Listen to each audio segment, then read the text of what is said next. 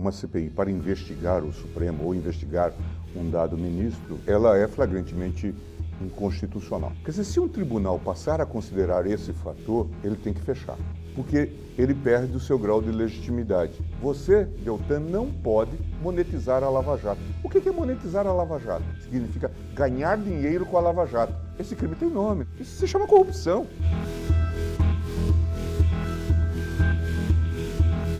Olá, eu sou Thales Faria, blogueiro e chefe da sucursal do UOL aqui em Brasília. Estamos inaugurando um estúdio da Folha de São Paulo e do UOL no Distrito Federal, e essa nossa entrevista inaugural é com o ministro Gilmar Mendes, do Supremo Tribunal Federal. Ministro, seja bem-vindo. Me acompanha na entrevista Thaís Arbex, repórter da Folha de São Paulo, também aqui em Brasília. Boa noite, ministro. Obrigada por ter aceitado o convite. É um prazer estar aqui. Ministro, a gente vai começar essa entrevista falando da sessão de ontem no Supremo. Foi a última sessão da procuradora Raquel Dodge, à frente da PGR, e em determinado momento do seu discurso ela falou sobre o Supremo ficar alerta para os sinais de pressão contra a democracia. O que eu queria saber do senhor é: o país vive uma ameaça contra a democracia?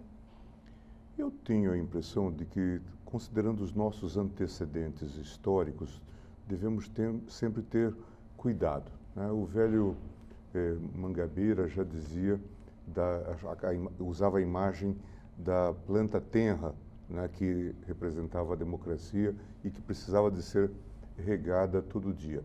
Nós comemoramos no ano passado 30 anos de normalidade institucional, 30 anos de democracia sob a Constituição de 1988. E acho que devemos prosseguir nesse trabalho de construção e reconstrução institucional. Acho que temos que fortalecer a democracia e devemos, de fato, criticar fortemente aqueles que, de alguma forma, por discurso ou por prática, a ameaçam.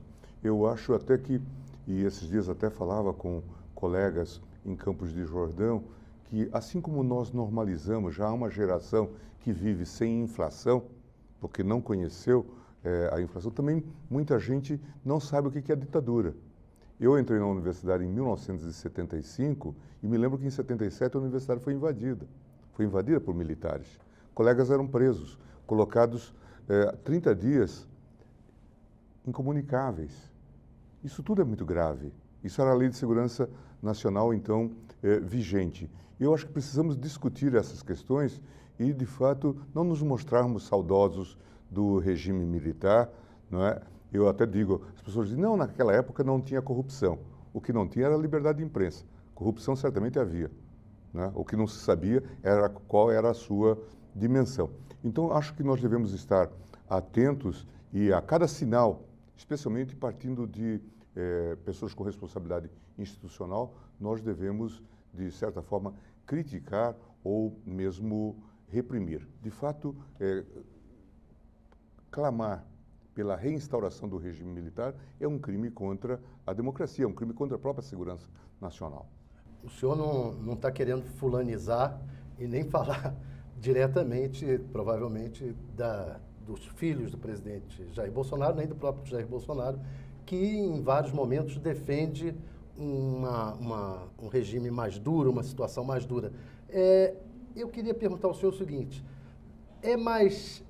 os riscos para a democracia são maiores vindos do executivo ou de atitudes que o senhor também critica, como a da força-tarefa da Lava Jato na apuração desses casos? Eu acho que os riscos são múltiplos, porque quando alguma autoridade se investe de um poder incontrastável ou soberano, ela, de fato, ameaça a democracia. Quando se diz não se pode contrariar a Lava Jato, não se pode contrariar o espírito da Lava Jato ou coisa do tipo, e muitos de vocês na mídia vindicam isto e dão um eco a isto, nós estamos dizendo que há um poder soberano. Onde? Em Curitiba. lá naquela longínqua província do sul do país. Não é? Nós estamos dizendo que nós não podemos contrariar a Lava Jato. Que poder é esse? Que poder incontrastável é esse? E agora nós aprendemos, vendo esse submundo, o que eles faziam. Né? Delações submetidas à contingência, ironizavam as pessoas, perseguiam os familiares para obter o resultado em relação ao verdadeiro, eventualmente, autor ou investigado. Em suma, tudo isso que nada tem a ver com o Estado de Direito. Vamos imaginar que essa gente estivesse no Poder Executivo. O que eles fariam? Certamente fechariam o Congresso, fechariam o Supremo, ou quereriam, como estavam pretendendo, que nós acolitássemos as suas teses, né? O que é a mesma coisa. Tanto é que recentemente nós tivemos um pronunciamento do subprocurador Bigonha, na segunda turma, pedindo desculpas ao Supremo Tribunal Federal pelas críticas feitas pela Lava Jato. Mas vocês não harmonizaram isso, vocês normalizaram isto. Esse fenômeno de violação institucional não teria ocorrido de forma sistêmica não fosse o apoio da mídia. Portanto, são coautores nos malfeitos. Isso é verdade.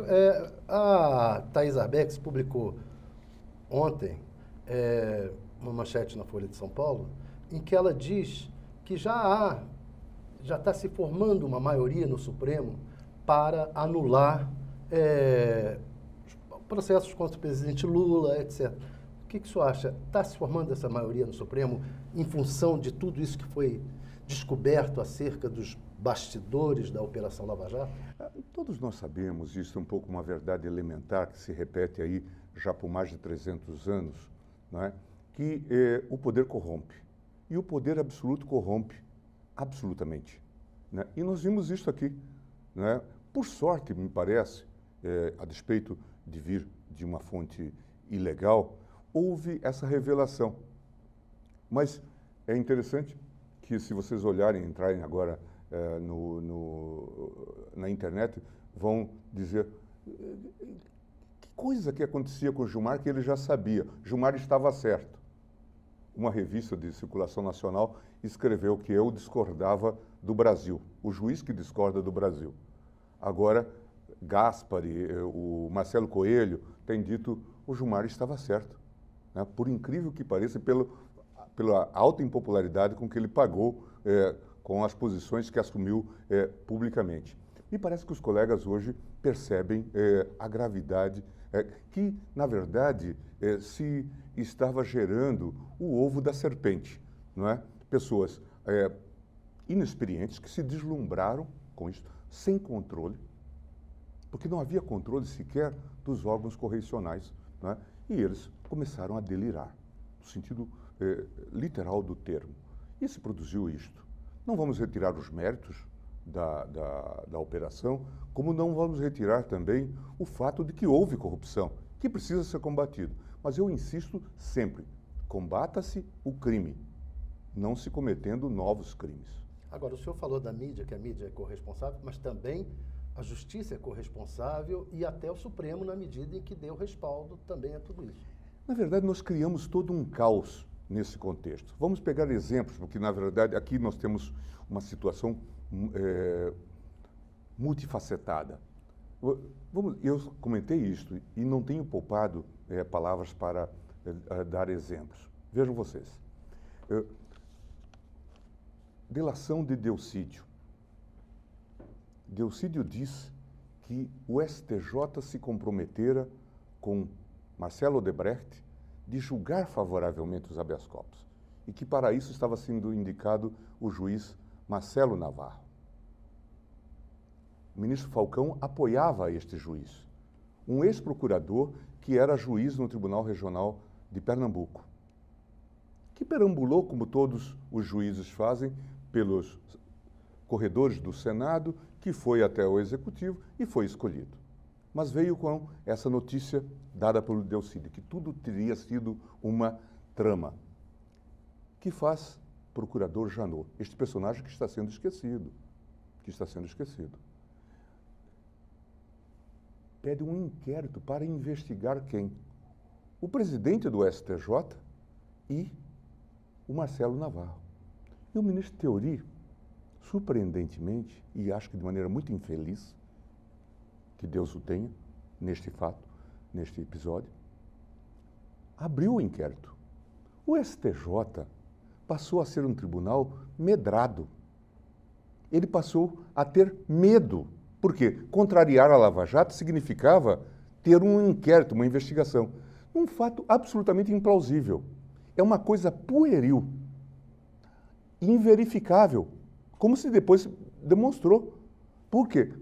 Como provar que um juiz combinou, um juiz que pretendia um outro cargo, combinou com a presidente da República que daria habeas corpus em determinadas situações, sob o crivo de todo mundo. Na verdade, era algo só para amedrontar, já se sabia que aquela investigação levaria a nada. O que eles buscaram? Que aquelas pessoas perambularam pelos corredores do Senado, que foram até o Executivo, e tinham câmaras, tinham vídeos disto, mas provocaram medo. Delação de Sérgio Machado. Sarney diz, eu tenho, respondendo à aflição de Sérgio Machado, que estava simulando. Orientado por quem?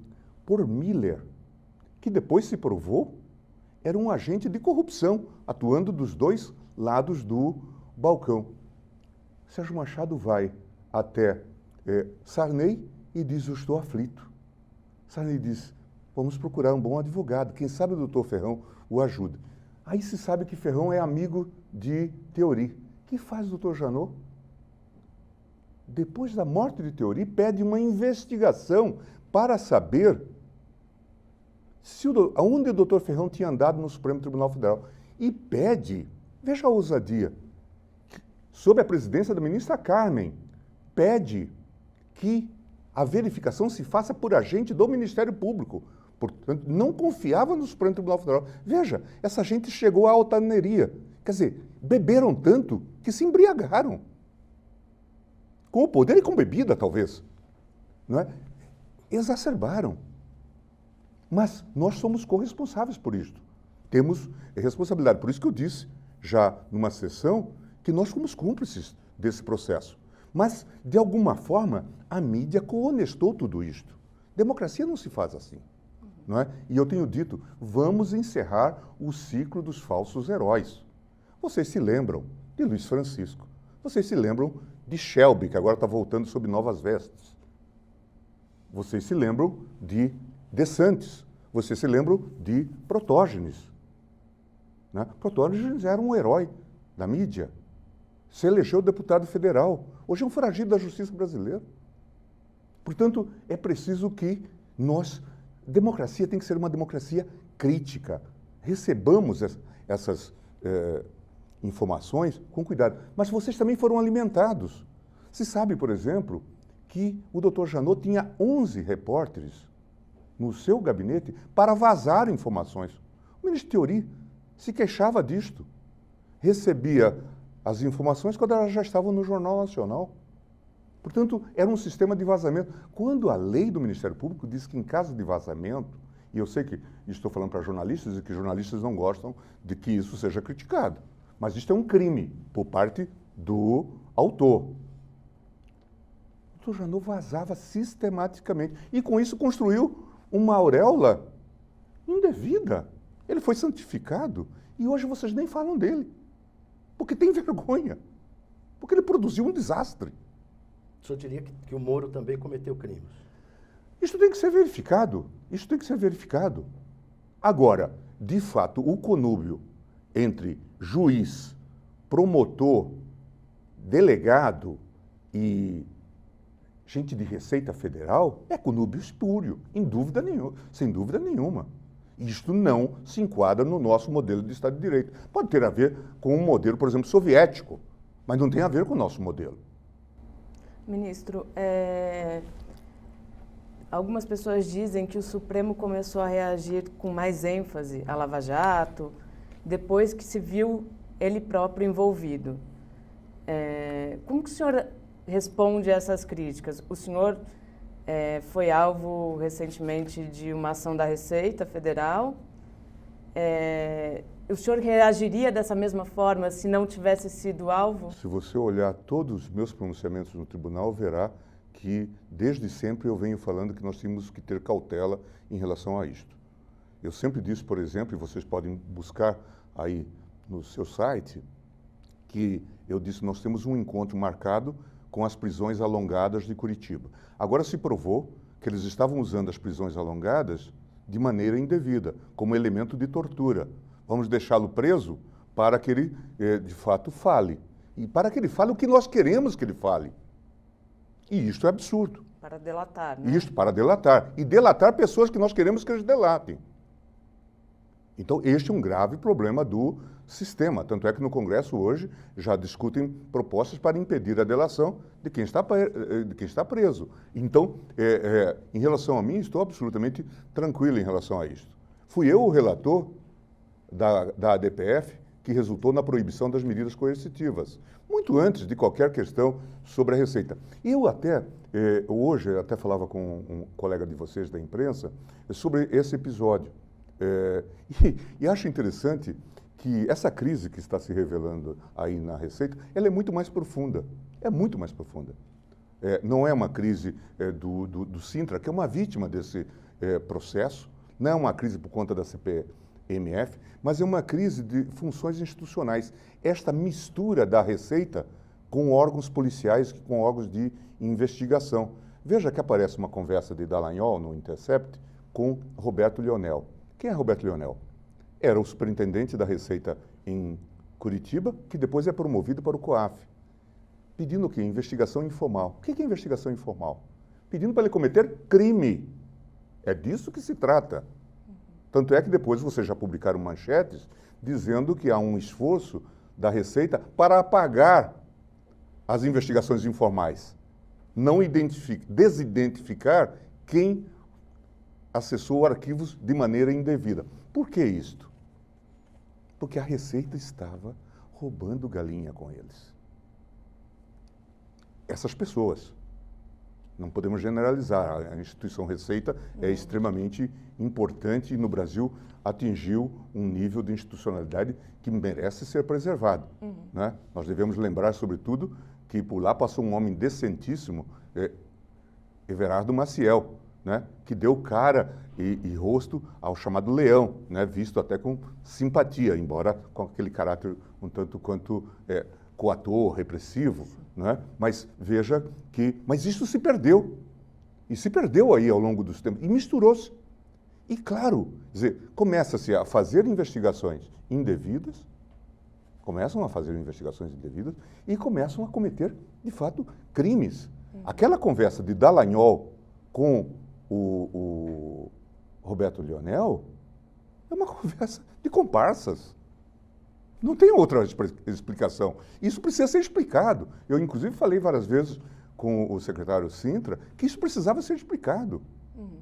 Então, em relação a mim, não tem nenhum problema. Eu não tinha nenhum temor e até colocaria os meus ganhos numa auditoria, não tem nenhum problema. Como eu tenho sugerido que eles venham agora sob nova direção e façam uma accountability. Moro, Dallagnol, Janot, toda essa gente, venham e digam a vocês. E aí vocês, inclusive, talvez pudessem dizer, porque a mídia é parceira nisto.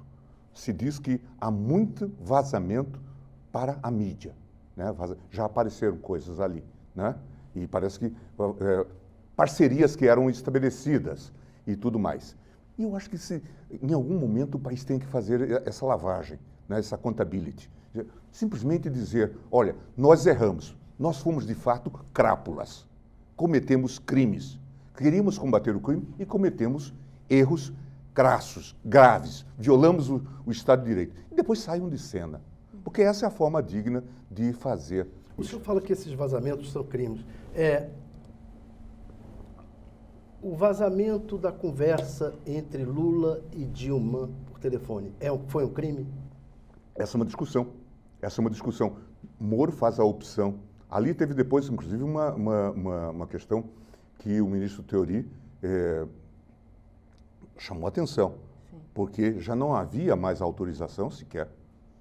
Moro tenta justificar dizendo que havia interesse público e, portanto, ele faz de maneira consciente, ele não faz de maneira escondida. Como em outros casos. Veja, há uma conversa dele com o Dallagnol em que ele diz que vamos mandar para Brasília porque lá vaza. Quer dizer, consciente de que aquilo vazaria. E que teria repercussão no exterior.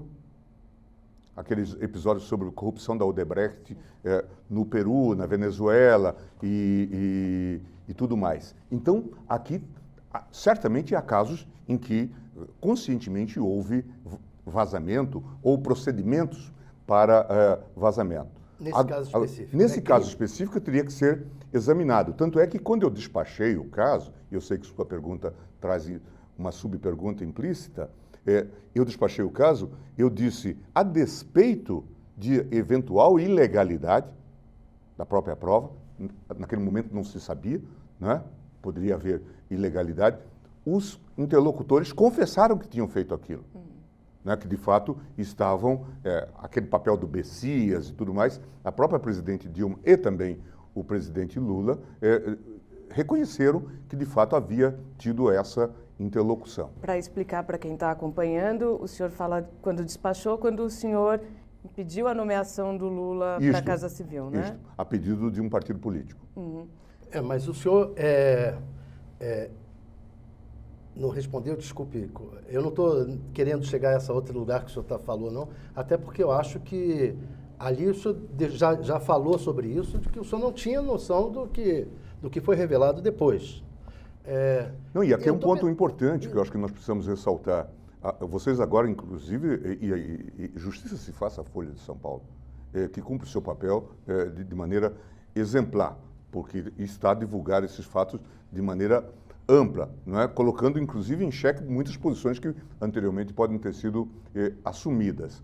Mas veja que vocês revelaram recentemente os diálogos do Intercept, em que mostram que parte dos diálogos não vieram e não foram sequer remetidos para o relator Theory. Exato. Quem sonegou?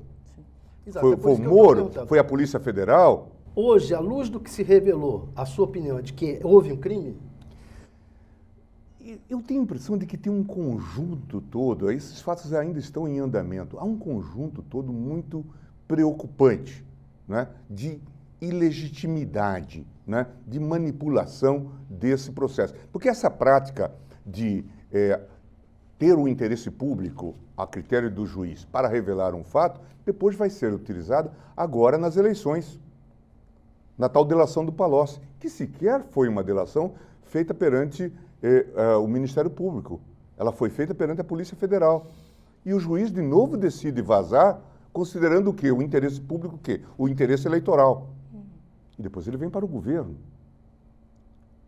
Portanto, tudo isso tem conteúdos muito preocupantes, numa perspectiva institucional mais ampla, que vai para a questão da suspeição, que vai para a questão da legitimidade, da isenção, da imparcialidade. Não é? Tudo isso precisa ser discutido, mas aguardemos. Aproveitando que o senhor falou da questão da suspeição do então juiz Sérgio Moro, hoje ministro da Justiça, quando que o senhor pretende liberar o habeas corpus para a segunda turma? Acho que entre outubro e novembro nós julgamos isto. O plenário já vai estar maduro, o plenário do colegiado? Não se trata disso. Vocês veem que nós temos tido muitos tumultos na nossa própria pauta. Levamos 3 sessões praticamente para julgar o caso do ministro Haroldo Cedras, do STJ, que era um caso extremamente importante.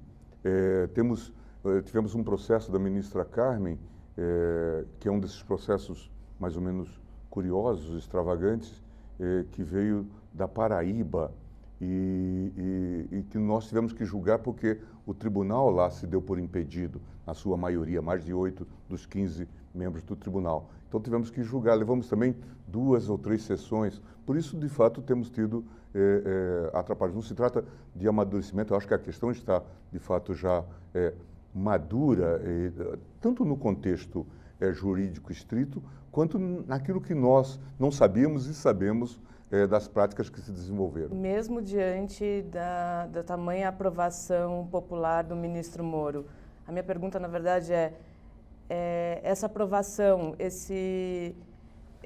o Datafolha mostrou que o ministro é mais aprovado, inclusive, que o presidente da República. De certa forma, ela influencia as decisões do Supremo. A gente sabe que o senhor não, mas da Corte como um todo? Eu acho que não. Quer dizer, se um tribunal passar a considerar esse fator, ele tem que fechar. Porque ele perde o seu grau de legitimidade, né? Porque, senão, a população aplaude linchamento. E a nossa missão qual é? É dizer que o linchamento é legal porque a população aplaude? Ou nós devemos dizer que o linchamento é errado? Por que não se aplaude o modelo de democracia direta? Porque a volúpia, a irracionalidade leva a desastres. Por isso que no mundo todo se consolidou, onde de fato temos democracia, o modelo da democracia representativa, para que de fato você tenha fusíveis, que você tenha mediadores nesse processo. No caso do juiz, isto é mais grave, porque ele tem que aplicar a lei. Ele não pode fugir desse critério, né? Do contrário, a nossa missão falece. Porque se é para sermos assim legitimados, entreguemos, na verdade, a função ao Ibope. Julguemos segundo o Ibope, porque, de fato, as mais das vezes nós lidamos com pessoas que cometeram crimes. Há uma frase que o ministro Pertence costumava repetir no Supremo Tribunal Federal, do juiz Frankfurter, um importante juiz da Corte Suprema Americana, que diz: nós não estamos lidando aqui com tipos angelicais quando estamos falando de direitos dessas pessoas. Estamos lidando com pessoas que cometeram crimes. O processo penal, em geral, não envolve Madre Teresa de Calcutá, né? Envolve pessoas que podem ter cometido crimes. Ainda assim, elas têm direitos, e esses direitos precisam ser respeitados. Isto precisa ser afirmado. Se o tribunal se demitir dessa função porque quem decidiu é popular. Eu sei que na mídia apareceram coisas até mais ou menos caricatas. Veja que o Supremo está revendo uma decisão que foi tomada por um juiz de primeiro grau, foi confirmada por 3 juízes do Tribunal Regional Federal e foi confirmada pelo STJ. Como que o Supremo ousa rever isto? Num estranho fla-flu em que já tivéssemos 3 gols e o Supremo tivesse um só. Uma coisa estranha, esdrúxula. A mídia tem que contribuir para educar as pessoas e não para deseducá-las. Tem que dizer, a função do tribunal é cumprir bem, aplicar bem a Constituição, que reconhece o contraditório e a ampla defesa, o devido processo legal, o não uso de provas ilícitas. Isso é importante, não é? Essa é a nossa missão. O tribunal tem que dizer, aqui é uma pedagogia de direitos fundamentais. Quem faz esse tipo de barretada, diz, nós temos que olhar o que a opinião pública está a dizer para nós julgarmos aqui, está fazendo populismo judicial. Vai fazer campanha. Era mais honesto o Amaral Neto, que defendia a pena de morte. E queria que ela não fosse aprovada, porque assim ele se reelegia a cada 4 anos.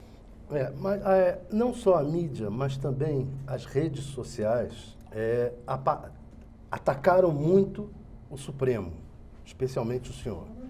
E por trás desses ataques houve sempre um apoio dos bolsonaristas e até, de certa forma, de pessoas do governo, como os filhos do presidente, etc. Esses ataques, o governo e o presidente Bolsonaro pararam de apoiar esses ataques? O que o senhor está sentindo? O país entrou, isso já não é de agora, de uns tempos para cá, num processo de acendrada polarização. Vocês todos acompanharam isto, né?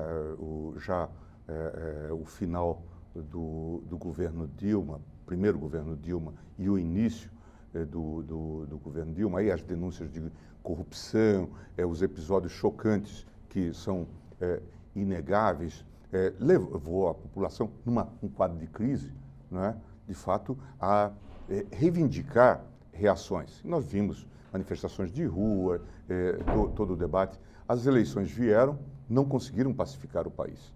E nós continuamos nisso, daí o processo de impeachment e e tudo mais. E essa luta prosseguiu. E os órgãos todos, inclusive os órgãos de repressão, entraram neste, vamos chamar, drive, né? Passaram a atuar segundo essa estação. Era um processo, claro, os procuradores, delegados, todos colocados aí no cimo de todo esse processo. Muita gente se entusiasmou com essa coisa. Teve também uma disputa eleitoral que já se avizinhava e os grupos então se organizaram, né? A mensagem anticorrupção, o partido da Lava Jato. Veja que teve candidato a presidente da República que se vestia como se fosse o Moro, embora estivesse sendo investigado pela Lava Jato. E depois lograsse até, aparentemente, um tratamento benévolo, no sentido de ter o seu processo arquivado.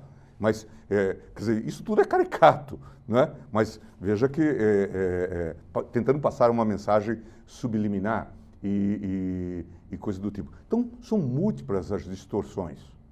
E o tribunal, em geral, ficou isolado. A mídia fez esse tipo de eco. As decisões que eram tomadas, por exemplo, no meu caso, eram estampadas no Jornal Nacional como a decisão do Gilmar, não era a decisão da turma. O Gilmar liberou fulano ou coisas do tipo, embora as decisões fossem da turma.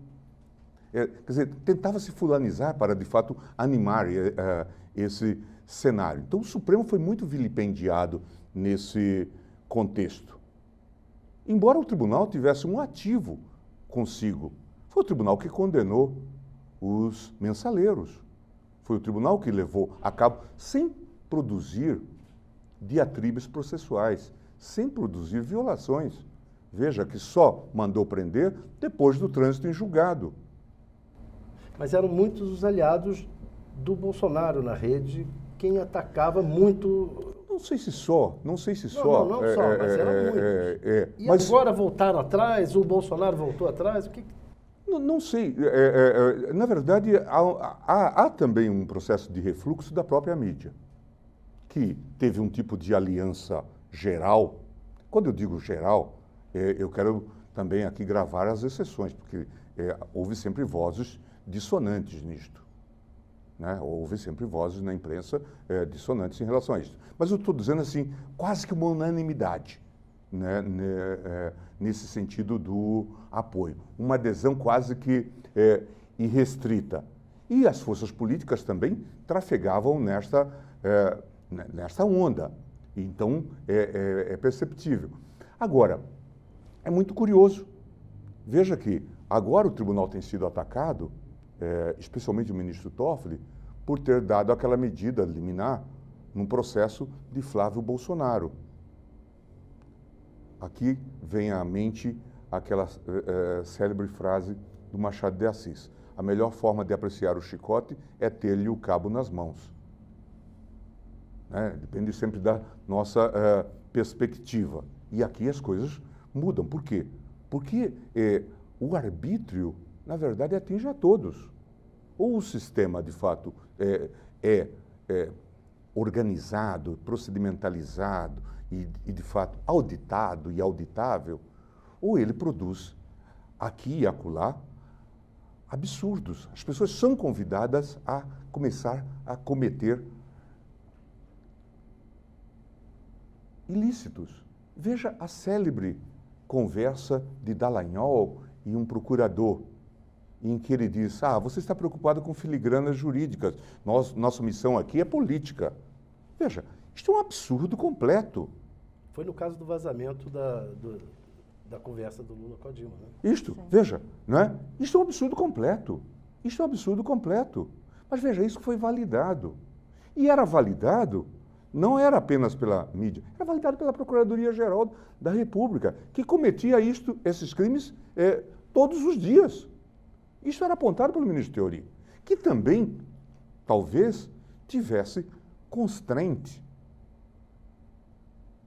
Por quê? Por conta dessa pressão.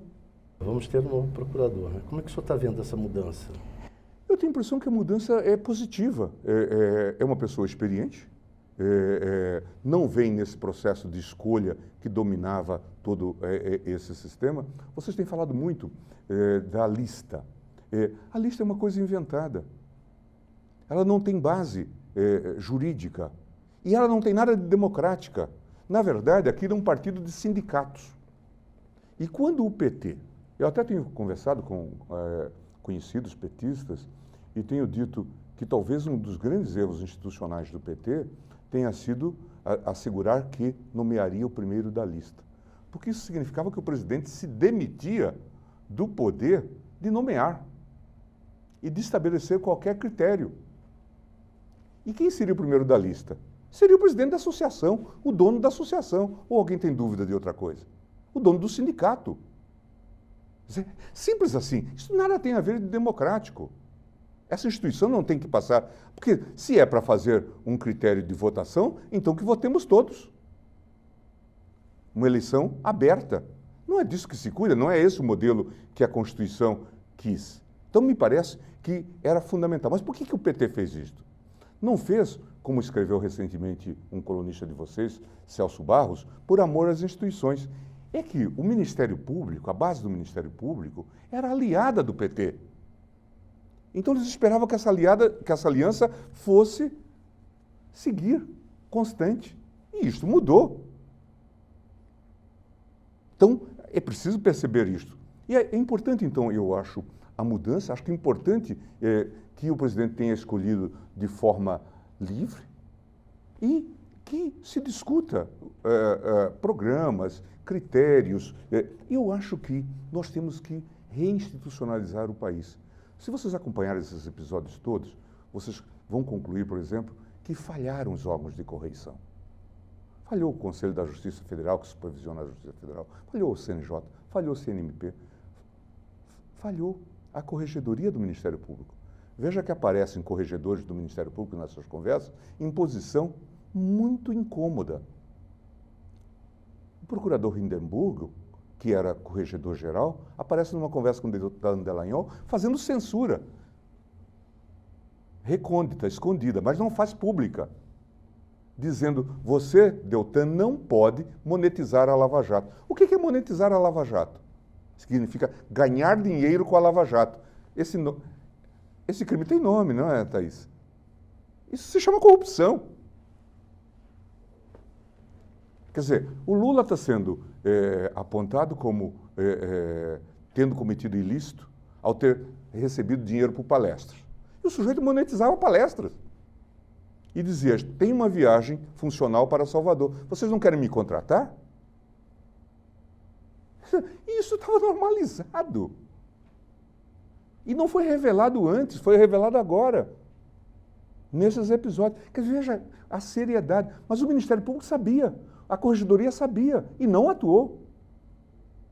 Depois aparece um segundo corregedor falando a mesma coisa.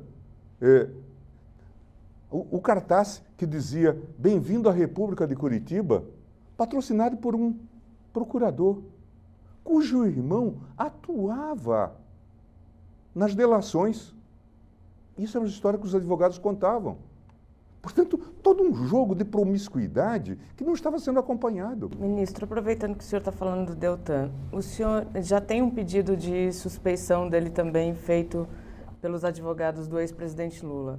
O senhor acha possível analisar esse pedido junto com o pedido do Moro na sessão da segunda turma? E uma outra pergunta. O senhor acha que o Supremo vai bancar essa decisão, os seus outros colegas sem ser o da turma?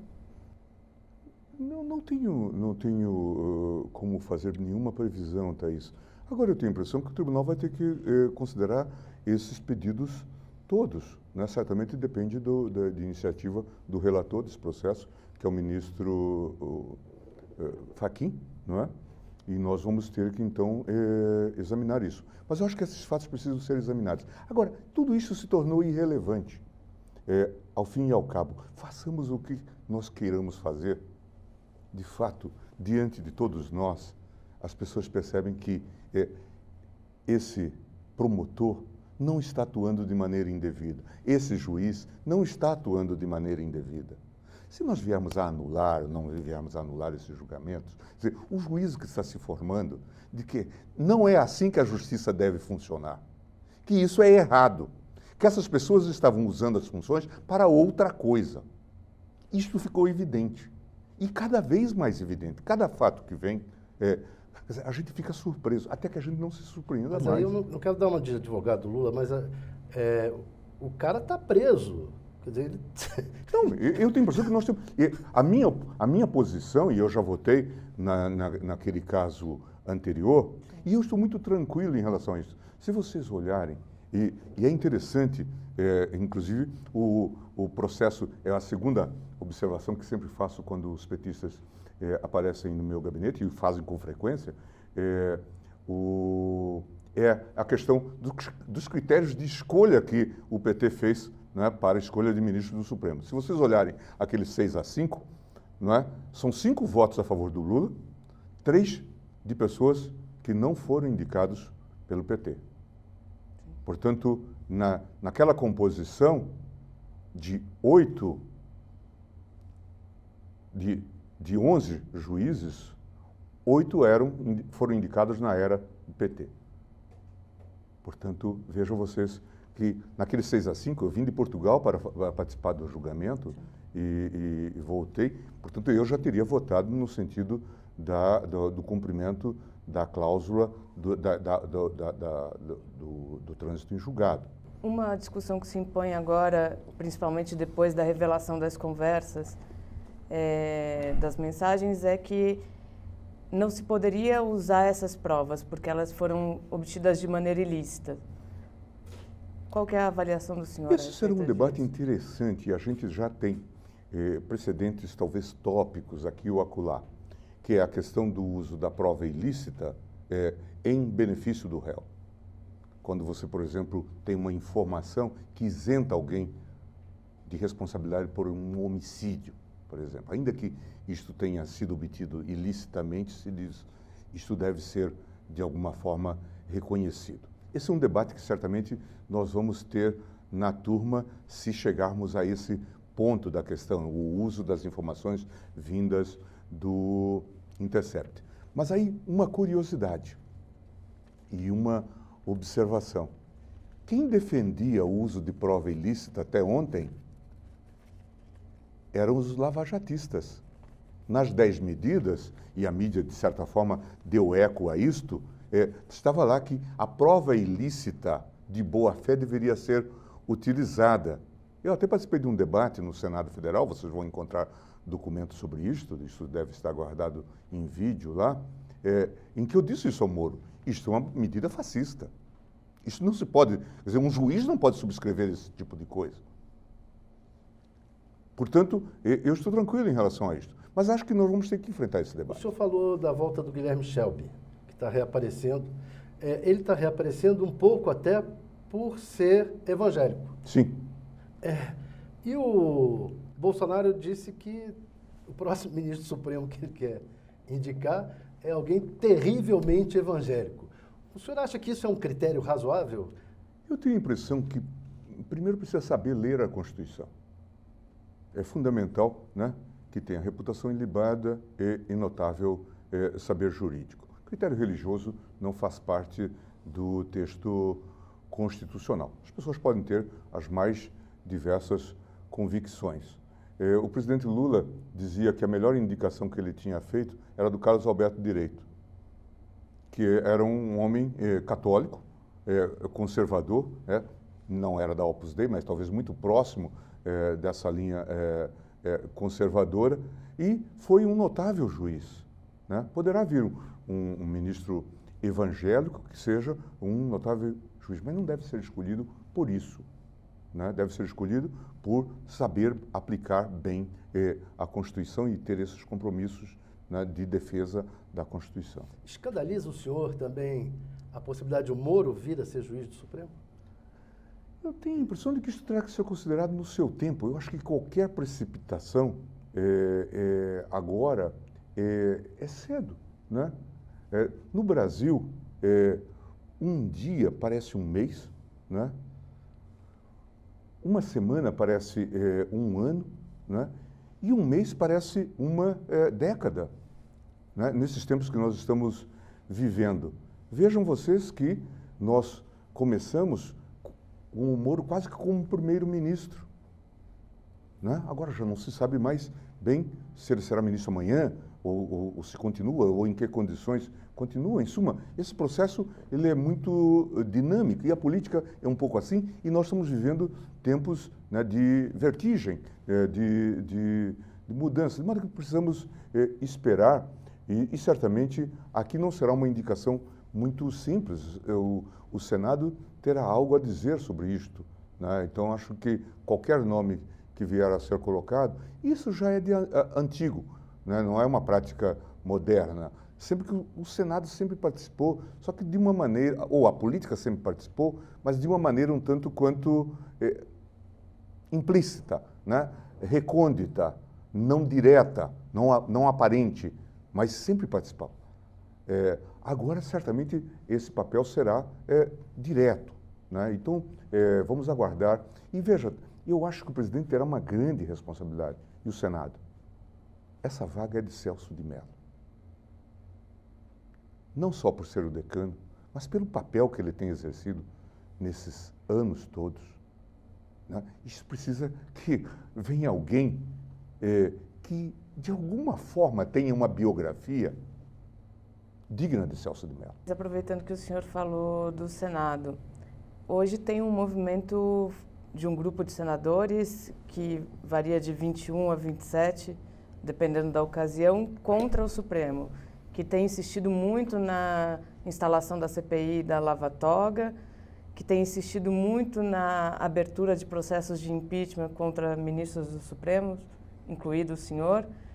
Como que o senhor analisa esse movimento? O senhor acha que esse tipo de ação contribui para a instabilidade do país? O ataque à instituição piora a relação? Eu tenho a impressão que é notório que uma CPI para investigar o Supremo ou investigar um dado ministro, pela jurisprudência tranquila e pela própria jurisprudência da Casa, ela é flagrantemente inconstitucional. E acho que os próprios signatários, os principais, os líderes, sabem disto. Mas, na verdade, aqui se trata de um movimento, como você disse, político. Eles querem ecoar isto para eventualmente não obter e continuar com a vantagem, né, do debate, da mensagem, da repercussão na mídia. Se essa CPI fosse instalada, ela não produziria nenhum resultado. Certamente o próprio Supremo mandaria trancá-la. Não vejo nenhuma perspectiva. Mas se ela não fosse trancada, também ela não produziria nenhum resultado. Eles não conseguiriam arrastar nenhum ministro para depor lá. Quebrar sigilo de ministro, o que mais vão fazer? Você sabe, então, na verdade, parece mais uma mensagem desse populismo, né, que está aí, que é compreensível, né, nesse contexto geral, do ponto de vista estritamente político, né, as pessoas chamando atenção para a sua mensagem política. Não é compreensível do ponto de vista jurídico. Né? E nós temos que enfrentar isso com naturalidade. Veja que basta um ministro votar numa questão, por exemplo, como a homofobia, para que alguém peça um impeachment dele. Veja, faz sentido isto? É razoável que a ideia de independência judicial esteja vinculado a um voto de um ministro num processo? Acho que isso não cabe, sabe, não cabe em lugar nenhum. Nas democracias não cabe. As pessoas responsáveis não podem subscrever esse tipo de coisa. Por que ela é inconstitucional? Porque, segundo a própria jurisprudência, a independência dos poderes não permite esse tipo de investigação. E não é só a nossa jurisprudência, é a do próprio Congresso Nacional, é da própria Câmara, é do próprio Senado. Portanto, isto está dentro das cláusulas pétreas da independência dos poderes. E isso precisa ser considerado. Ministro, muito obrigado. Agradecemos muito a sua presença aqui nessa entrevista inaugural do novo estúdio UOL e Folha. E esperamos um próximo encontro. Vamos ter certamente. É um prazer enorme. Obrigada, ministro.